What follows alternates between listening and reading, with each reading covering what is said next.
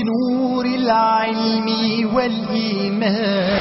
على مدار 30 حلقة اتعلمنا حاجات كتيرة جدا، منها تعريف السنة عند علماء الدين كلهم، أقسام الوحي، الفرق بين القرآن الكريم والحديث النبوي، علاقة السنة بالقرآن، مكانة السنة في التشريع الإسلامي، كتابة السنة، أسباب الطعن في صحابة الرسول عليه الصلاة والسلام، بعض الشبهات كانت حول السنة، موقف المعتزلة من السنة، موقف المستشرقين من السنة. كل ده نشوفه مع بعض ونراجعه في الحلقة الأخيرة من هذا البرنامج الثلاثاء إن شاء الله. صالح النية.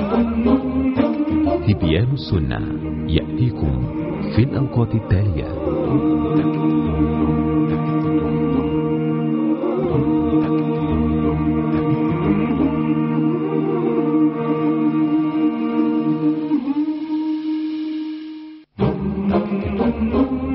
تشاهدون الآن برنامج أنت والطبيب.